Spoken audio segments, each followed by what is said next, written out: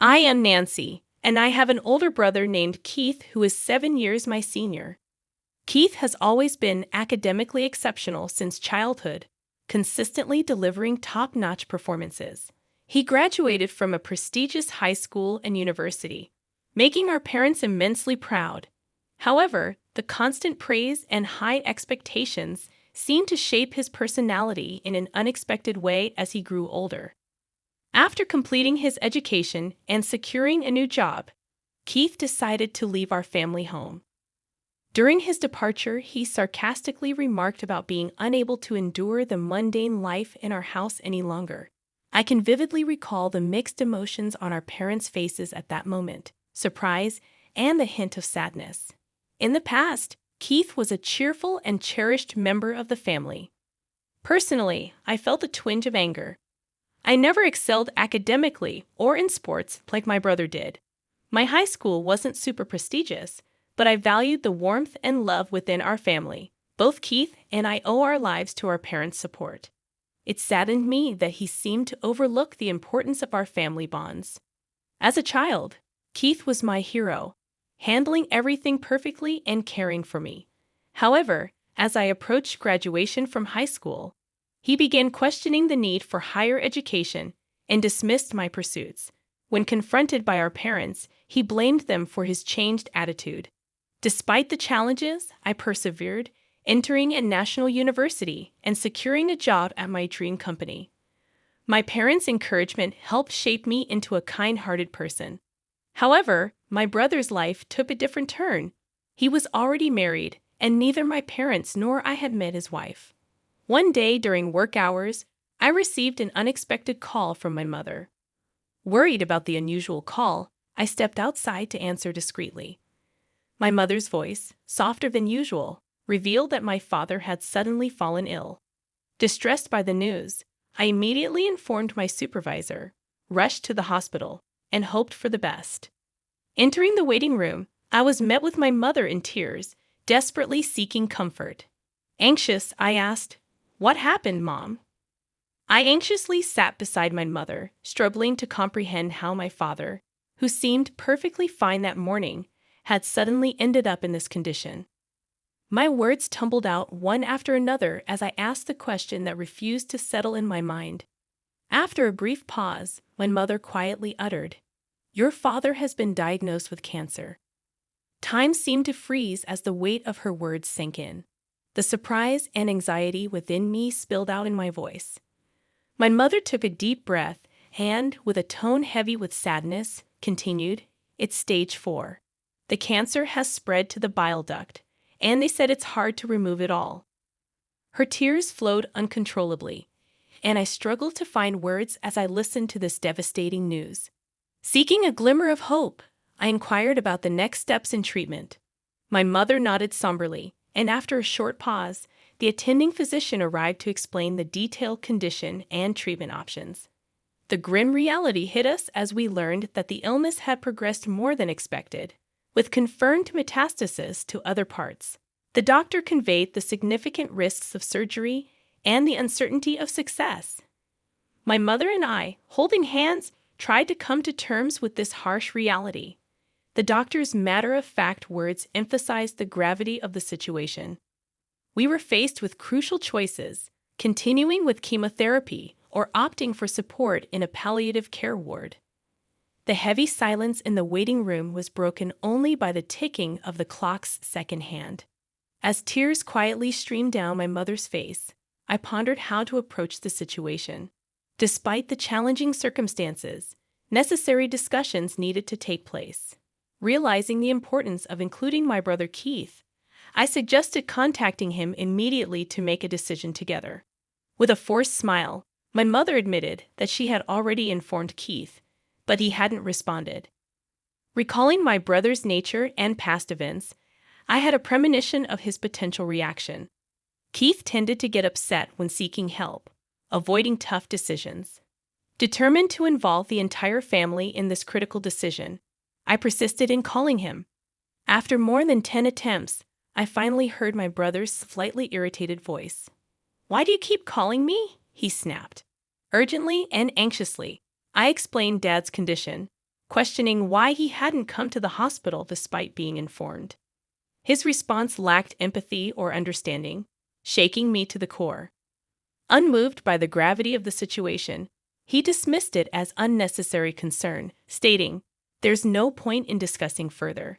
I'm hanging up." Stunned, I was left reeling from the exchange. I found myself in a state of bewilderment, unable to conceal my astonishment at my brother's indifference. I was aware of his lack of a sense of family bond and gratitude, but the extent of his detachment was beyond what I had anticipated. When I returned to my mother, a look of concern was evident on her face. In response to her inquiry about what happened, I explained that it seemed he was quite busy, avoiding the details. My mother sighed deeply, murmuring that it would have been comforting if Keith was here. My father, choosing to spend his final moments in a palliative care ward, quietly passed away a few months after that decision. I conveyed this somber news to my brother over the phone and provided details of the wake and funeral. However, his response was cold, stating he was too busy with work to attend, urging us to proceed without him. True to his word, he didn't appear at our father's wake or funeral. Even my mother seemed shocked by this fact, likely never imagining her son wouldn't show up for his father's funeral. Both family and acquaintances expressed surprise and disappointment at his absence. After the funeral, in a moment of quiet reflection amongst the family, my mother sighed deeply, muttering to herself that he really didn't come. I took her hand and reassured her, saying firmly, "Mom, let's not worry about him anymore. We have to let him walk his path. For now, let's cherish our memories of Dad."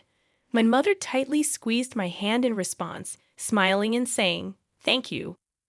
Unexpectedly, the next day, my older brother appeared at the apartment where we live.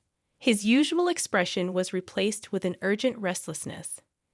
Without any greeting, he demanded to know, "Where is the inheritance father left behind?" Shocked by his demand, I emotionally retorted, expressing disbelief at someone who didn't even attend the funeral now making such inquiries. Visibly irritated, my brother snapped at me, saying, "The kid should stay quiet," creating a tense atmosphere. Attempting to calm the situation, my mother explained that, apart from the apartment, our father didn't leave much behind. She presented my father's passbook on the table, flipping through it to reveal that all the savings were transferred to a different account. My brother, taken aback, asked in surprise, "What is this all about?"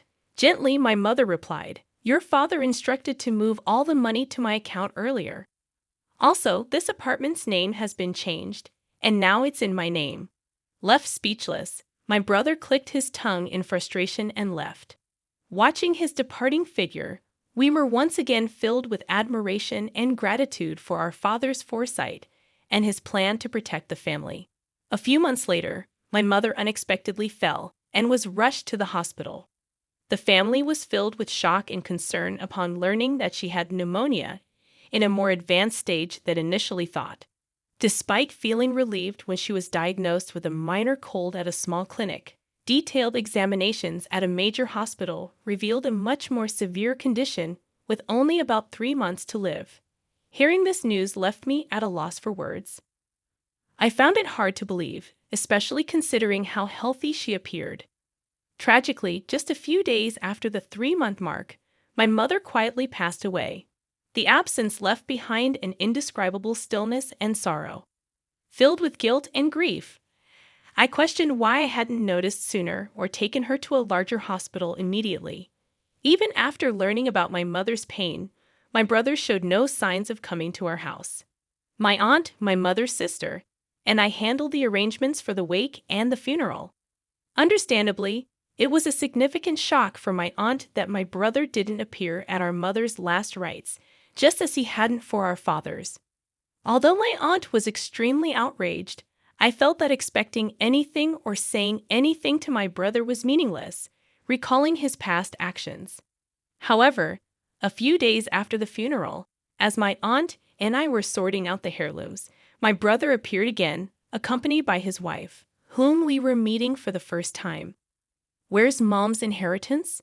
She must have left something, right?" My brother brought up this question from the beginning. I was both shocked and dumbfounded.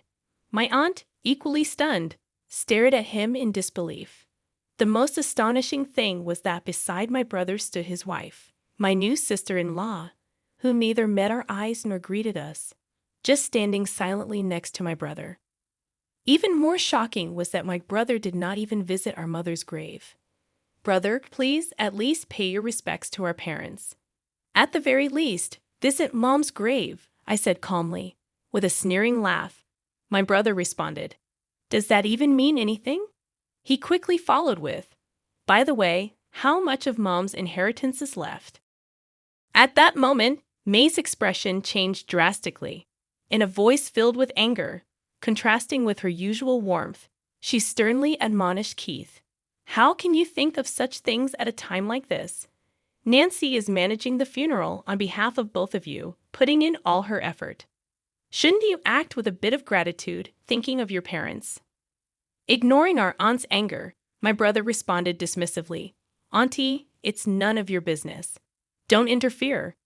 With these demands from my brother and sister-in-law, the atmosphere in the room became cold and tense.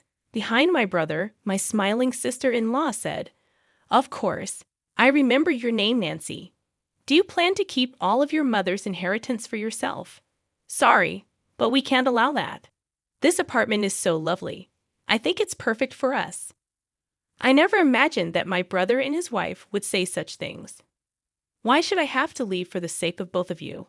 I asked, my voice quivering. While twirling her finger, my sister-in-law continued, "This apartment has just been renovated, and its location is amazing.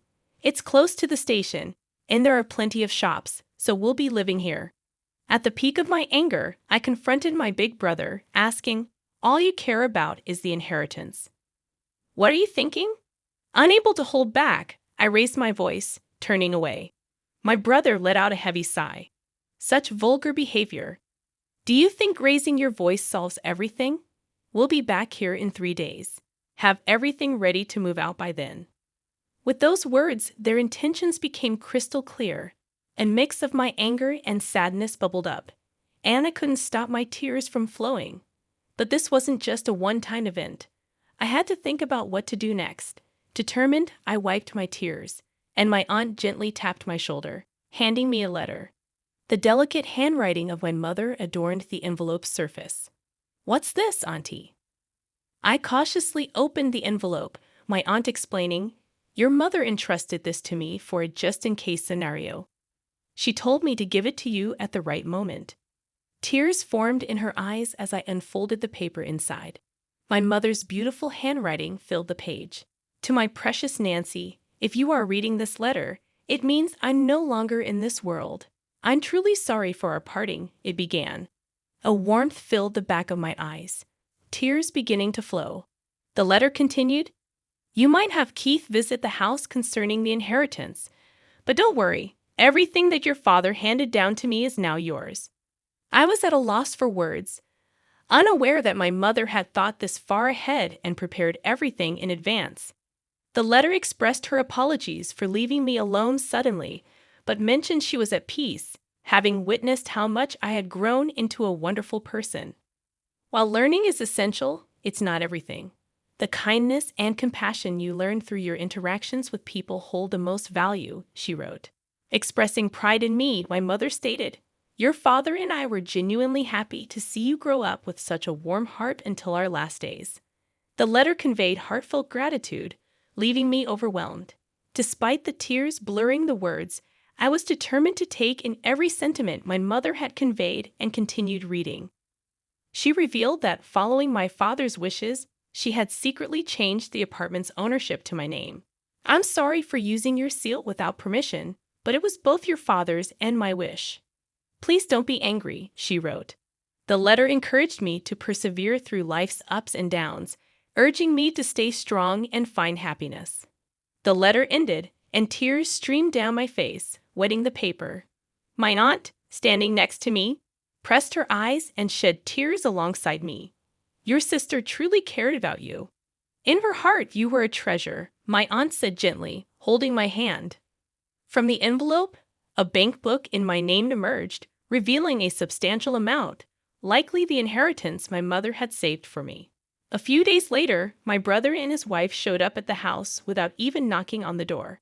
"It's time for you to leave, just as promised, right?" my brother sarcastically said.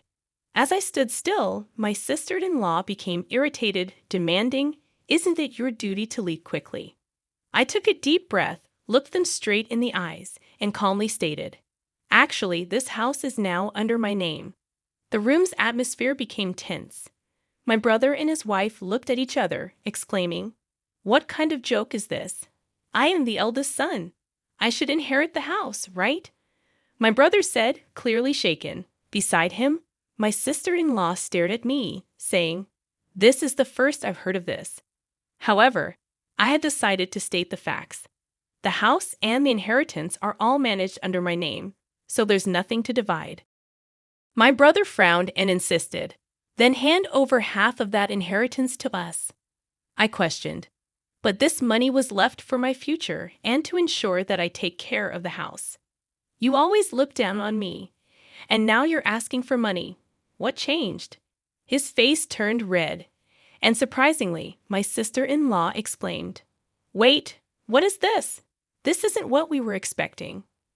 From what I gathered, my brother recently faced significant trouble at his job and was subsequently fired. Not only that, but he and his wife were moving from one-day job to another, seemingly in a tight spot financially. With my revelation, their expectations were shattered, and they began bickering, placing blame on one another. Calmly, I said, "This is my house now. If you make any unnecessary fuss, I'll call the police." Trembling with anger, they reluctantly accepted my words and left. Since then, I've had no contact with them. I deliberately deleted all their contact details and began a new life in this apartment, my treasure filled with memories of my father and mother. Now I have a loving partner by my side, and we plan to build a new family in this apartment. He respects my decision and proposed that we take the first step of our new life here. Our future is bright, and I want to pass on the warm love my parents gave me to the children we will have in the future.